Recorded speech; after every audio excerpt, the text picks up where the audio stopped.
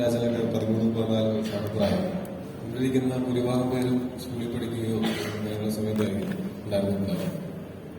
ഇവിടെ ഇരിക്കുന്ന പലരും ആ സമയത്ത് ജനിച്ചിട്ട് പോലുമില്ല. 2003 ശേഷം ജനിച്ചവരോടെ ഇല്ലേ? ഉണ്ടോ? ആരെങ്കിലും ഉണ്ടോ? കൈവക്കാമോ?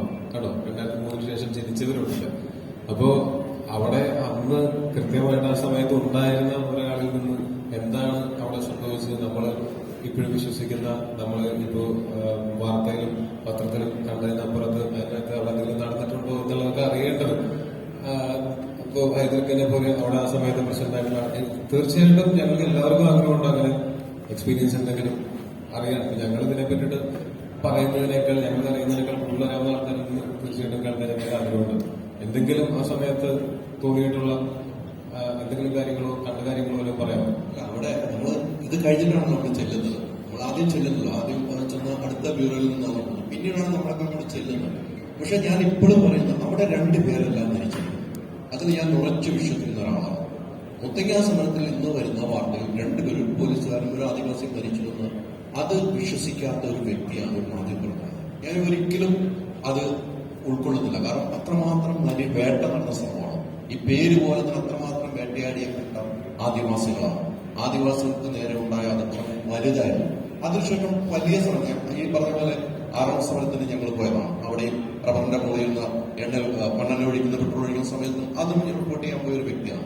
ഞാൻ ഇപ്പോഴും പറയുന്നത്, നിങ്ങൾ ഇത് നീതിപൂർവമാണ് ഈ സിനിമ വരുന്നതെങ്കിൽ നിങ്ങൾക്ക് ഏറ്റവും വലിയ വിജയം സമ്പാദിക്കാൻ പോകുന്ന സിനിമ ഇതായിരിക്കും എന്ന കാര്യത്തിൽ ഒരു ഡൗട്ടും എനിക്ക്. ഞാൻ ഇപ്പോഴും എന്റെ ഒരു വിശ്വാസമാണ്, 2 പേരല്ല മരിച്ചതെന്ന് ഞാൻ എവിടെയും ഏത് ചർച്ചയ്ക്കും വന്ന് പറയാൻ ഞാൻ തയ്യാറാണ്.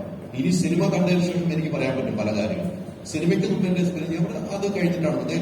ഇവിടെ ഒരു ക്യാമറയുണ്ട്, റിപ്പോർട്ടറിക്കുന്ന പ്രദീപ് ഇവിടെ ഉണ്ട്. പ്രദീപ് ഒന്ന് കാസർഗോഡാണ് ഇന്റർനാഷണൽ. പ്രദീപ് ഇവിടെ ഉണ്ടെന്ന് എനിക്ക് തോന്നുന്നു.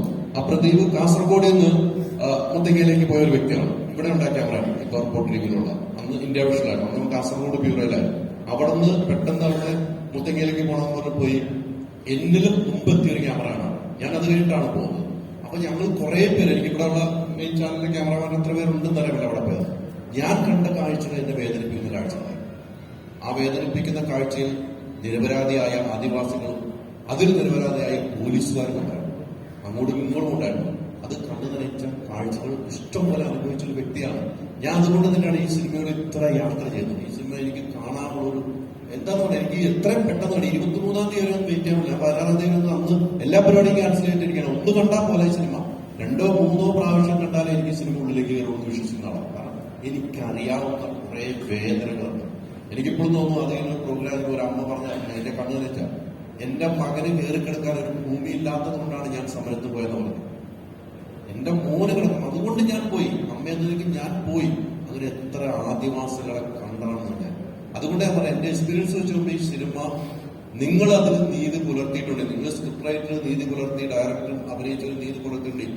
ഈ സിനിമ നമ്പർ 1 സിനിമയായിട്ട് ചർച്ച ചെയ്യപ്പെടുന്ന ഒരു സിനിമയായിരിക്കും എന്ന് ഈ ഉറക്കെ പറയുകയാണ്. നമ്മൾ എന്ത് കഥ പറയുമ്പോഴാണ് ഞാൻ നേരത്തെ പറഞ്ഞ പോലെ നമ്മളിങ്ങനെ ഒരു മെസ്സേജ് കൊടുക്കാൻ വേണ്ടി ഒരു സിനിമ ചെയ്യുകയോ അല്ലെങ്കിൽ ചെയ്യുന്ന എല്ലാ സിനിമകളിലും ഒരു മെസ്സേജ് ഉണ്ടാവണം എന്ന് നമ്മൾ ആസ്വദിക്കാൻ പറ്റുന്ന ഒരു പ്ലാറ്റ്ഫോമാണ് ആർട്ടിസ്റ്റ് എങ്ങനെയാണ് അങ്ങനെ കൺസീവ് ചെയ്തിട്ടുള്ളതെന്ന് വെച്ചാൽ, അതിനകത്ത് ഇപ്പോൾ അതിന്റെ ആരോഗ്യം കൂടിയേ തീരൂ എന്ന് പറഞ്ഞിട്ട് നമുക്ക് അതിനകത്ത് ഒരിക്കലും കുത്തിക്കയറ്റാൻ പറ്റില്ല.